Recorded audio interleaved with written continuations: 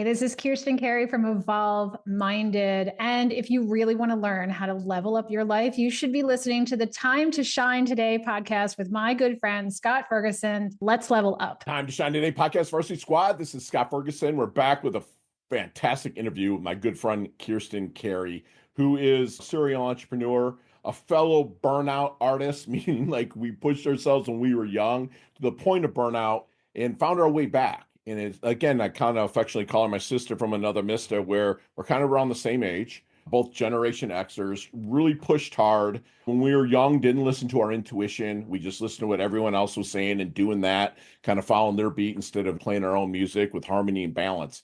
The knowledge nugget she drops is above reproach. I have 3 pages of notes. I want you to have huge takeaways like I did. So, well, if you like it, please hit the like button, smash the subscribe button. My sponsors and affiliates absolutely love that. So without further ado, from Evolve Minded, my good friend, Kirstin Carey. Let's level up.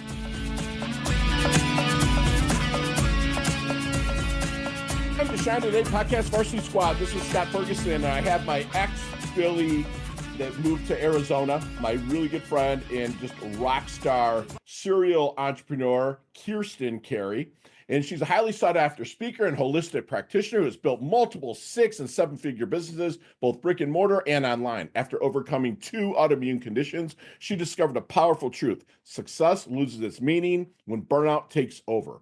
With more than 30 years of experience under her belt, Kirstin now helps high achievers master the art of sales, build unshakable resilience, and find true balance. Her motto: if selling feels hard, you're doing it wrong. And she's here to help you change that. And Kirstin, thank you so much for coming on. Please introduce yourself to Time to Shine Today podcast Varsity Squad. But first, what's your favorite color and why? I'm into purple right now. Ooh. I grew up thinking red was the better color, but I'm a purple girl now. And you're rocking it. I am. You were correct. And it's royal, right? I mean, it's royal. And it is. It's royal. It's a creative color. Right. It sets off different things in the brain where it helps you with creativity. So yes. Yeah, I think I'm in that creative space in my life now. And you are from Philly, so you got the red side, the fiery side. And you're in Arizona that is the now fire. with the blue chill side, right? So it mixes perfect. Exactly. I'm purple.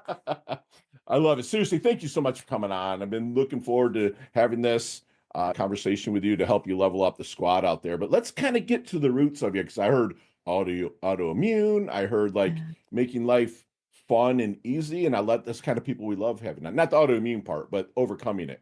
Yeah. Bring you on. So let's get to the roots. Okay, let's get to the roots. So you just want me to start from the beginning of the roots? Yeah, I want to the roots. 2 years old. I'm kidding. No. Yeah, I mean, well, back in the day, yeah. So in 1974. So in college, I knew I wanted to own my own business and do my own thing. And I think it's because I'm just not employable. I think there's some people who are not employable, not because we're not smart or we're not good to have around. It's that we are always looking for the better way. And so we're questioning things a lot. So the employers don't typically love that. So out of the gate, I was starting my own companies, even in my dorm room in college, doing marketing for other small businesses. And I just started helping other businesses grow with what I thought was logical and everybody would understand. But apparently I had this cool way of looking at things. And so from 18 till I was in my 30s, I was running around the country speaking to conferences and getting hired by big companies, Verizon, UPS, to work with their high-level execs to help them communicate more effectively and sell more effectively from the platform. And so I was killing it and I was doing great and I was having a good time, but I was getting tired and I was gaining all this weight and I wasn't feeling good. And I was only 30 something. So I shouldn't have felt that old. Right. And after an exhaustive search, natural medicine as well as conventional medicine, I got diagnosed with celiac disease, which is autoimmune of the gut, basically. And then later Hashimoto's, which is autoimmune of the thyroid, which is the more popular one to have. Right. And I was like, okay, but I did the things they told me to do and I still wasn't feeling better. So I went back to school, got degrees in all sorts of health things. So nutrition, hypnosis. I went through all of the emotional education pieces as well as the physical education pieces. And then I created, so I created a program for other people to reverse autoimmune that I ran for 15 years and built into a 7-figure business. Yeah. And then my husband, that's awesome. I am, right? Yes. So my husband also went back to school so we could do all the labs and all the interpretation. So we did all the sciencey stuff as well as all of the emotional healing piece. So if you do labs on me now, none of the autoimmune stuff shows up, the symptoms. Yeah. So I built that up. And then I felt like I did that I had restaurants that also supported that, wellness centers, and an online program.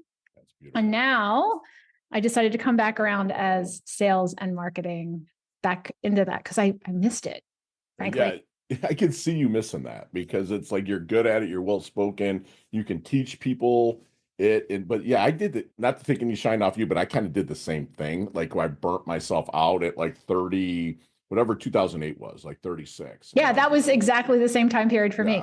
And like I blew up to, I was always in decent shape to good shape, and I blew up to like 315 pounds. I'm like, what the heck? Yeah. And then I would look at the floor of I did it to myself, look at the floor of my car, and there's Wendy's and Arby's, and I'm like, yeah, I get it. And I did it to myself. And luckily I was borderline like diabetic, and like I probably dealt with some of that. And I know friends that have celiacs. So are you cured from celiac disease, or is it you manage it? It's the splitting hairs question. It's if you ask a conventional doctor, they'll tell you I'm in remission. If you ask a naturopath, they'll tell you that I am reversed out. My opinion on this is that it's gone, because if I walked into a doctor right now, conventional or otherwise, and they did labs on me, they wouldn't diagnose me now with it.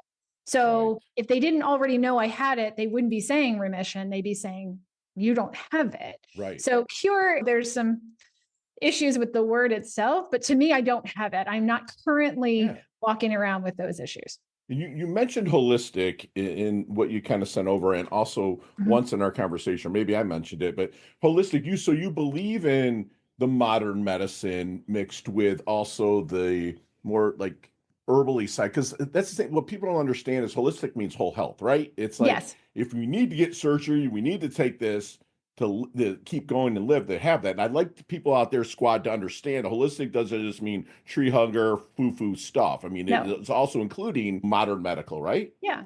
I mean, conventional medicine is more of an emergency medicine situation. It's a medication, surgery. There's a reason for it. It's because the body's gotten past the point where it can come back. And it needs something immediately now. We've got a horrible infection. We've got something that we've been in a car accident. My arm is hanging off. I'm not going to just rub some herbs on that, right? Like that's not how I'm going to roll. I'm going to go to the hospital. But we overuse that medicine when it's not an emergency situation. And we don't look at the body, which inherently knows how to heal when we give it the right support. But we don't do that because we think it takes too long, or it's not good enough, or science was smarter. But nature, God, however you want to define it, the universe, ultimately is brilliant when it designed us. Yeah. Our bodies know how to heal. It knows how to do it. So it's the best thing. Yes. So most people think, oh, you're a tree hugger. Oh, it's woo-woo. Oh, you're going to like shake some special salt over me and it's all going to be better. I'm like, no. Which is why when we were working with people at this level, we were working in the science side as far as the labs and the interpretation and the bioscience and the epigenetic part.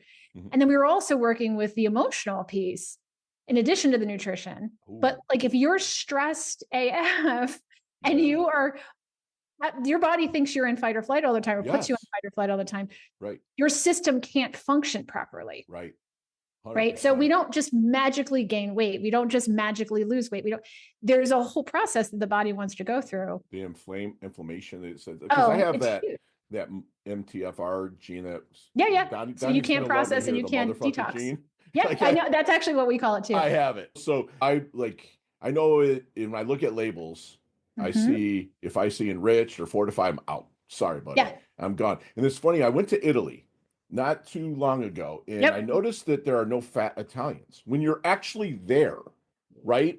The fat Italians, no offense, there are a lot of them are stateside when they eat that stuff. And I remember getting off, they said, the customer's like, do you have anything to declare? And I'm like, no. So they went through my bags, like, what about these orange crackers? And I'm like, it's just crackers. They're like, yeah, we don't allow this stuff in our, and they eat bread and pasta every day. So why aren't they 300 pounds? It's because of the folic acid and stuff that they're spraying. Oh, there's so many reasons. They also don't overeat the way that we do here. Their portion sizes are different. Their food is more organic. They walk everywhere. They do.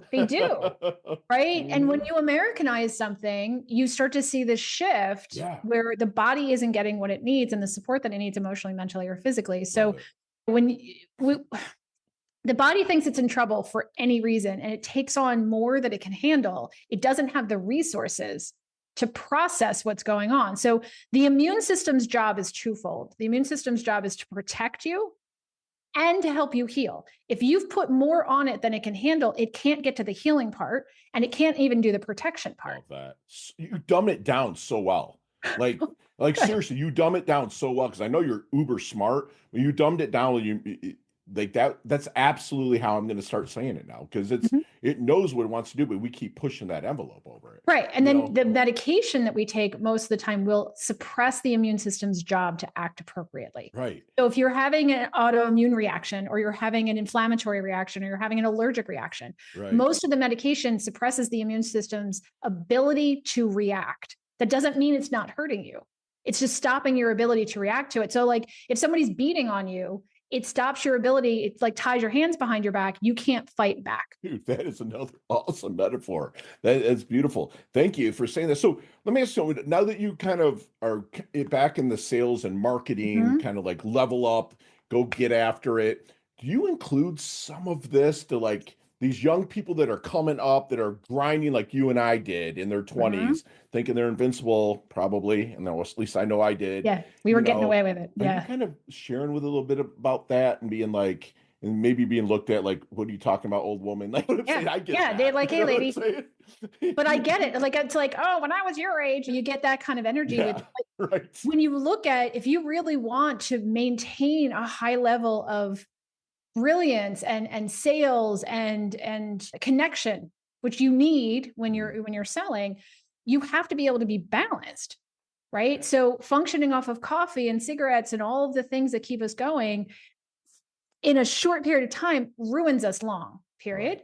Right. So most of the time when people have sales problems, they think it's a sales problem. I start looking at the balance of the company. I start looking at the balance of the people on the company. So the whole row marketing, shove it down their throat until they say yes, get 15 yeses and then ask for the sale on the 16th, and the trickery and the tactics, it doesn't work long term. So you burn out your sales team, you burn out the marketing, and it costs a freaking fortune now to advertise anymore. One of my clients currently right now, it's costing $3,000 to get to a closed sale. Wow. $1,500 just to get the call booked is what she's paying in Facebook ads. So by the time, and so the team wasn't closing at this rate. So then it's costing twice as much. And that's before she even pays the sales team, before she pays her employees, that's just the ads alone to get to the closed sale. This is a high ticket. Yeah, it's a $15,000 to $20,000 ticket item. It better be for any I know. return. Well, right? But thing is, if you look at that, if you take some of the people that are at $1,000 program or a $500 program or a $5,000 program, they're knocked out of the water from day one. Right. Yeah. So if you don't have a good closing rate, you're SOL as far as trying to maintain a company anymore. It used to cost $40 to get a closed call for most people. Now it's closer to $1,000, $1,500, $2,000. Wow. Now, are these companies kind of bringing you in to kind of, not to reinvent, but to streamline their sales teams and stuff? Is that kind of the situation you're in now, or what you're looking to be brought in for? Yeah. So the two types of people that I work best with is a small business owner that thinks they need to hire the sales team because they're burned out, they're exhausted, they don't think they're good at sales, they don't want to do that part anymore, they don't like it, it feels icky. So most of the time they actually are way better at sales than they thought. They just need to understand a better process that feels more fluid and less tactical or tacky. So the second type of people that I work with already has a team, or they've just started hiring, and they don't understand why they're not closing as much as they either used to when the owner was doing it, or their rates are starting to shrink because there is a big shift going on in high ticket sales right now that I'm seeing, and even in the last 6 months. Sure. So 100%. Typically they're at that $300,000 mark, or they're closer to like 1.2. Like somehow they're like my sweet spot. Sure. So it doesn't mean I can't help somebody outside of that, but that tends to be who I work best with. And just teaching them how to close better, more effectively, and close better people. Yes. Yeah. Because if they're closing the wrong people because they're just getting the sale and they're collecting the credit card, they're going to get more returns, more cancellations, more unhappy customers, people who aren't as successful in their program. Right. So also teaching them how to pull somebody through that's the right ideal. And keeping them healthy while they're on the clock and not feeling that they have to like grind it out so much. So if you're meeting with somebody that is the decision maker at the company, Mhm. how do you say this like without pissing off their ego and stuff like that, the business, how do you kind of shine that light on their blind spot? Like what is your process for doing that, if you don't mind sharing? Yeah, I mean, it's really just me understanding what they really want, and me as, so neuropsychology and neuroresilience is my area of expertise. I'm watching also at a subconscious level what's really their real issue. Right. So they come and they say, close it. I can't close. They're not closing enough. My team sucks, whatever their story is about what's happening. Right. And then I also get into questions about where they're coming from, what their hangups are, what are their blocks, because like any business owner or salesperson, if they have their own blocks around money, they have their own blocks around selling as a whole. They have their own blocks around what the story is on what's happening. The economy is the problem. My customers are this. Nobody has any money. Whatever the story is, Right. I get to where that started and where it came from. But I'm always coming from an area of curiosity. And I'm like, hey, I'm just going to give you some feedback and some mirrors here. If you don't want them, that's cool. But I will push back because I want you to be successful. Your superpower is mine. It's curiosity. That's where I live, in that curiosity. So is there, I mean, you're still in that discussion with the decision maker. Is there any good question that you wish they would ask you, but never do? I'm generally the one not answering the question. So that's kind of the fun part. And just, I don't know. That is a really good question. I don't think I have a straight answer for or a quick answer for. Right. There's nothing typically that I can think of that I think, oh, if they just asked me this, because I'll find a way to work it in Sure. to the conversation so it doesn't get missed. Gotcha. I mean, I'm trying to find something. I know if you were a coach, what I would ask you, but is it kind of a consultant? I mean, I might See, I can you, still consider myself a coach because a consultant tells you what to do. A coach helps you find You're it. a coach-sultant, though. Like that's Okay. there is you're a good blend of the mix. I'm just going to label Thank you. that, because like I would almost ask you what's expected of me during this process. What I'm saying, Oh, well, yeah. it's like be blunt. Are you going to be kid gloves? Like that kind of. I just that changes though, I think, depending on who I'm working with. Like 100%. if I'm working with somebody like you, who's more of that New York, Philly, like you have that energy, even though you were Midwest, you have that energy. I think you've adopted it and you have this 100%. like, I could kind of come at you a little differently than I could come at somebody who is softer. Right. 100%. Right. So I can kind of like where you almost respect, I'm not telling you who you are, but apparently you kind of almost respect somebody who pushes back, where other people, you kind of have to be a softer, hey, how do you feel about this? Where I'd be like, look, dude, like this isn't going to work. Right. Okay. No, so I think it depends on the person too. Yeah. You kind of, for lack of a better term, chameleon into what that person needs. And that's why you're great at what you do. And so what are your strengths? Do you feel your strengths are personally? The biggest strength, actually, I think you hit it earlier, is I'm able to take what I think are pretty complex concepts and put them in a way that it simplifies it, not oversimplification, but it simplifies it in a way where people feel smart on their side. So they feel like they understand. And one of the biggest things I think for everybody is they want to feel heard, seen, and understood. And they want to understand what's going on. Nobody likes to feel stupid. Yeah. Right. So I take the concept. So even if somebody was high level, they still appreciate where I'm going with it. And people who don't understand appreciate where I'm going with it. So I can help you understand quicker, faster, using stories, using similes, using examples. I mean, that's streamlining it because because you're a consultant, like you're going to kind of consult them, but you're also letting them discover for themselves a lot of maybe their weaknesses that they want to lean into and fix, but at the same time, like kind of learning during the process as well. That it's almost like you're an educator as well. It's like your coach, educator, consultant or something. I don't know, but it's amazing what you do. So how about weaknesses? What do you feel you're weak at? I fall into my own things, right? Like I can still push, I think sometimes too hard, and my body has to come back and remind me, this is why we don't do this. So I still get into that grind mentality because I grew up with that grind mentality. So it's still a default for me. So, but I also know how my body shows up when I am in grind mode. And I have a great spouse. So he's also awesome where he can help make me see things sometimes, like hold a mirror. But I also attracted the right guy, right? So it's like an interesting dynamic where you attract the right people into your life when you're open to growing and learning and being better than you were yesterday. So, but I still will default sometimes to the push too hard, grind too hard energy where I got to take that step back sometimes. I love that you appreciated that weakness, but I'm saying that you actually lean into it and be like, okay, dude, I got a hubby that holds that mirror. It's the same thing with my Susan. It's the same thing with hers. We're kind of opposites. Yeah. Like, she's driven very well, like just getting after it, but she's also the come home. It's like, she's chill and I'm chill, but I'm not like, I'm like, and she lets me unload and she just lets me unload. There's no, well, did you? And she doesn't take it personally. She's not like, this is not about me. This is about him. And I'm just going to hold space for him. Thank you. The best. Exactly. She holds space. So have you seen the movie Back to the Future? Please. Yes. Dude, it's 40 years old in 5 days. I know. And at one point they're showing who's president. That's our current president. Isn't that crazy? Right? Yeah. So let's go back in that DeLorean with Marty McFly. Let's go back to the double deuce, the 22-year-old Kirstin.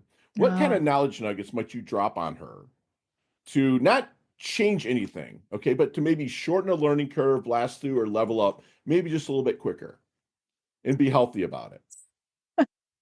Honestly, the first thing was trust your instinct, especially when you were standing at the altar and you knew with the first husband that wasn't the way to go. But honestly, it still comes back to trust the instinct, not the what's the right thing to do. And I mean that and this is again a good example. In my first marriage, I knew it wasn't the thing that I really wanted from my soul and my heart. Right. But I went through with it because that's what you did after you dated somebody for 5.5 years from college. And that's what you did after the whole family liked him. And that's what you did at this point in your life. And this is what you were supposed to do. Because by 30, you were supposed to have the kids and the things and the white picket fence. So what I mean, right thing to do, I don't mean from a moral standpoint. I mean more from the way that it seemed like everybody else was doing it. So you're supposed to follow suit. Love it. But my heart, the rest of me was like, run, go, do your own thing, do it your way. And that is still a lesson. Is unacceptable then. Yeah, because the whole family didn't get it. And so that was still if I don't listen to that voice, I end up in a space where I just need to learn the lesson again for some reason. That's beautiful. Yeah. And so how do you want your dash remembered? That little line in between your incarnation date and your expiration date, your life date and your death date. Hopefully it's way down the line, but how does Kirstin want that dash remembered? How I wanted to like what I wanted to do in that dash moment or in that space. Yeah. How do you, if people look back at Kirstin Carey, like, how do you want people to really reflect about you on it? I want them to think that I was genuine and authentic. And I said the things that needed to be said, even if it wasn't necessarily the most liked thing in the moment. But I was doing it from a place of genuine heart. Yeah, genuine love and heart. Yeah. Love's a real thing for me. I mean, I tell everybody I love them. You know what I'm saying? It's like, and I actually mean it. I'm not in love with you, but I love it. Yeah, it's a different vibration. Yeah, thank you. It's a different vibration. So, like, what do you think people might misunderstand the most about Kirstin? Wow, you and the questions today. I am good at getting into my head and being able to, I have a superpower level. I've worked on this, but a superpower level to compartmentalize and shut things off. So I think some people will think, well, she's good. I'm good at not having the emotion in the moment sometimes. So they think I don't care. Mm-hmm. So I learned a while ago, because that's how I grew up. We're Irish, you drink it away, you don't talk about it, you shove it under the rug, you don't express. Right. And if you do express, it's only because you were drunk and you can tell people that's why, right? And you get a pass. So I learned how to reconnect and do that. But I sometimes in a really hard moment, I can fall into that space and I can look like it doesn't matter to me. So I learned at least that that's how I come across sometimes. Yeah. So I will verbally tell people I'm very excited or I'm very upset or this is not okay. Right. So even verbally, even if I'm not able to emote on the outside, at least they're not like, what with you? Right. You're like my sister from another mister because we were so parallel in a lot of things, right? So, and I have to ask you, is anything keep you up at night? No longer. No longer? No That's a longer. Things superpower used in to really itself. matter to me, but they don't. The next day Right. you work it out. So once I could get into a place where it's all just going to be fine, no matter how dire it may look right now, whatever weird financial thing happened or physical thing or something going on with the family or somebody's mad at you or whatever, somehow it always worked itself out. Yeah. So I do not lose sleep over stuff now. I love that. So, what is Kirstin's definition of a life well lived? Making connections and not staying where it no longer serves you. I love that you said that because no matter what, things change, right? And everything's finite. And that's one of my parts of my speeches tomorrow, tomorrow is that overlap your happiness. It's part of what I'm saying is because let's say I ask you and your hubs to come out to Florida to hang out, Susan and I, right? And be like, oh, we're going to see Fergie, da da da. That's gonna end, right? It's like everything's finite. Find like things within yourself. And the curious people, we do. Like like people are like, oh, dude, I have freaking bad days, dude. Like, don't even question that. Like, I had a tough conversation yesterday with somebody, and it was like, but I think you're a lot like this. Like, you don't look at it as problems, more as challenges, and kind of like all right, cool, man. This is an opportunity, right? Yeah, And it's an opportunity. It's information. It's something for you to learn, to grow. Yeah. Yes. I love that. I love that. Time to Shine Today podcast Varsity Squad. We are back in Kirstin. When we meet in person, we'll probably discuss some of these questions at length, 15, 20 minutes. But today, you have 5 seconds with no explanations. I promise you they can all be answered that way. Okay. You ready? Okay. Yep. Okay. Kirstin, what is the best leveling up advice you've ever received? The more, the less you understand. Oh, I love it. The Don Henley quote. Yeah, I love it. That's so true. So share one of your personal habits that contributes to your success. Sleeping at a minimum of 7 hours a night. Yes, thank you. See me walking down the street, man, Fergie looks like he's in his doldrums, man. Like, what book was handed to you at one time that maybe helped you turn a corner and flip the script in your mind? I talk about it so much. Love so it. Outwitting the Devil, Napoleon Hill, and it wasn't released until about 15 years ago. Yeah, 100%. Yeah, it was like 2010 that I don't think it came out. Yeah. 100%. I have one. I'm going to have to show you when we're done. I have one on myself. I use it that much that it's always right by my computer. Love it. Love it. Most commonly used emoji when you text? The heart. Nicknames growing up? K or Kier. Got it. Any hidden talent and or superpower that nobody knows about until now? I can do time steps. I was a dancer. Ooh, love it. Chess, checkers, or Monopoly? Monopoly. Right. Headline for your life?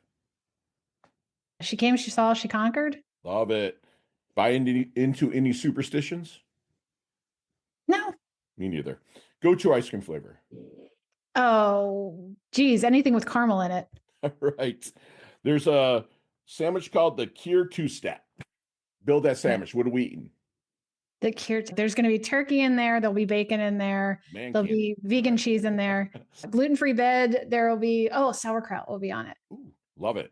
If you get in a time machine and go either 20 years in the future or any time in the past, but you'll always come back to this point today, which would you rather do? I'd probably go back. There's a kegger. I'm shocked at my own answer. There's a kegger back in 1989 that I would love to relive that night. I'll tell you that. It was fun. Right. You're going to remember that night? Love it. Probably go back so I could actually see what happened. Favorite charity and or organization like to give your time and or money to? Extend the Wave is one that I am associated with right now because of a client. She does a whole thing where they take children who are in terminal illness situations and their parents, and then they all set one day where they go to the Ohio State game and they wave. They stop the game to wave, and then they have all the kids waving. Iowa, yeah. So it's the hospital, right? Yeah. The Huckleberries, but she's got 5 cities she's doing it in now. So we're just about to blow this thing up into all 5 cities. And that's beautiful. Yeah. And she's going to be down in Florida soon. So I'll have to hook you up. Please, yes. Like that I watched that documentary. I bawled like a baby. It was like, Yeah. oh my gosh, because the kids are all up there and the whole stadium turns Yeah. around and waves. Yeah. Thank you. That's That's a great organization. Last question, you can elaborate on this one, but what is the best decade of music? 60s, 70s, 80s, or 90s? 80s, please. Come on. That's not even I heard you say 1974, right? Did I hear that? 74. I'm a Gen X kid all in. I'm 72. So like I said, we are like right there. Like, heck yeah, dude. Big hair, 80s. don't care. And the thing is, like, you listen to songs now, they have the hook from the 80s. Like you listen to like anything by Pitbull, it's like they're sampling all in. They're sampling the hook from Take On Me by Aha. Like it is in his song, Flow Riders Right Round. That's by Dead or Alive. Yep. And it's like, and they had the invasion of U2, Men at Work, all those from all the countries, right? And Phil then Collins, and they're all rap. Run DMC is like just kind of started. Please. Well, Run DMC, when they went up against Aerosmith and they brought that together, it was like mind blowing. People have no idea. I play that song for my teenagers that are reaching higher. This thing that I teach teenagers, I'm like, this is what it's called coming together. And they're like, what? And they listen to it. Next thing you know, and it's a rap and it's awesome. So how can we find you, my friend?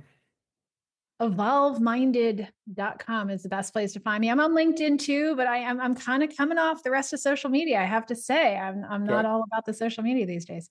So Evolve Minded. So tell us what they can expect to find at Evolve Minded when they visit, which I have it on the screen if you're on Vimeo or YouTube, Squad. Yeah. So I mean, the first thing they can find is there's a free offer on there that they can have. It's the 7 biggest sales mistakes costing high ticket clients and how to fix them. So they can go there in upper right hand corner on the main page. They can get there, or they can go to evolveminded.com/7mistakes. I have that on screen now. There you go. Yeah, this is there. And it will on the home screen, instantly drop it. That. Okay. Yep. Beautiful. Yeah, I keep it simple. Like there's no reason for 15 pages. I love this. This is fantastic. And that's like a true marketing to me, how I feel. Because if people have to navigate 9 different places, it's like, dude, I just want this. It's like a waiter coming and saying, what'd you like? I'd like a filet and a loaded baked potato. And he brings you out fish. And we'll eat this first, and then we'll get to the filet. So sorry, man. Like you either get the free thing and you exchange your email address to get the free thing, or you get on my calendar. I mean, like, what else do you really need? Yeah. Gotcha. So the 7 biggest mistakes cost you high ticket clients and how to fix them. What would they kind of find within that free giveaway? Well, obviously the top 7. It was based on the top 7 things I see with clients when I start working with them right away. That's like, what is the problem? Right. So it's like, this is what I see in real time, like in real life, what is really happening with people, not just like these are the 7 things, but how are you closing? What are you saying? Why aren't you getting to the root of the issue? What to do? And the whole objection handling, you shouldn't be objection handling. There really should be no objections. Like you should be fixing those before you even get to the end. So if somebody's telling you they have to think about it, they have to talk to their spouse, they don't have the money, that information should not be shocking to you. It should have been figured out before, or you've decided this isn't the right time or the project for you. Right. Yeah. And this squad, like, I need to ask you one last thing, is to leave us with one last knowledge nugget we can take with us, internalize, and take action on. Again, people's biggest thing that they want is to be seen, heard, and understood. If you are doing most of the talking in the sales process, they don't feel seen, heard, or understood. And if you are not actively there to truly understand who they are and what they really need, and you're not interested in helping them find that answer, then you shouldn't be in sales. You shouldn't be actually interacting with people. Yeah. And Squad, we just got kind of a free masterclass with a backstory about how to really sell to people, that knowing that people want and need to be seen, heard, and understood. And the only way you do that is to actively be there. And the way you can do that is really lean in. Like I call listening with your neck, not just with your ears, but really lean in and show the empathy that they need, show the energy that they need. And if you're having trouble with that, hire my friend Kirstin. She will help you level that up. I mean, she's a well-rounded, holistic rock star. She reminded us that the body wants to heal itself, right? But we overuse it, we keep pushing it, and then we have to get the modern medicine. So again, nothing wrong with modern medicine, but don't use that before the body wants to do what it wants to do. But if you're a small business owner, and you're having the trouble with sales and not understanding why they're not closing, again, let me put you in touch with my friend Kirstin. Salespeople, many of them have their own blocks around money, right? And that's another place where Kirstin can kind of come in and help your team remedy that. She will be remembered as somebody that trusted her instincts after she learned to do that. And she wants you to do that as well. What the right thing to do is do it. And if you're kind of told to do something and it's not feeling right, that's probably where you need to check yourself, like in the 80s reference, before you wreck yourself, right? It's like, it's the so truth. So she will be remembered as somebody that kind of slid across home plate, metaphorically, bumped, bruised, but she was a genuine connector, a relationship creator. She's the best consultant that I know that's out there. And thank you so much for coming on. You level up your health. You level up your wealth. You're absolutely stunning. You earn your varsity letter here at Time to Shine today. Thank you so much for coming on. I absolutely love your guts, Kirstin. Thanks, Fergie. Talk soon. Hey, thanks so much for listening to this episode of Time to Shine today, proudly brought to you by Inlet Properties and Investments. If you are a business owner or professional who would like to be interviewed on the Time to Shine Today podcast, please visit timetoshinetoday.com/guest. If you'd like this episode, please subscribe on Apple Podcasts, YouTube Podcasts, Stitcher, Spotify, iHeartRadio, or wherever you get your podcasts. There's a link in the show notes to our website. Also, there you will see our recommended resources. We hope you will help support our show by supporting them. If you like what you have been listening to, it'd be great if you could give us a 5-star rating and tell your friends how to subscribe while you're at it. I'm your host, Scott Ferguson, and until next time, let's level up. It's your time to shine.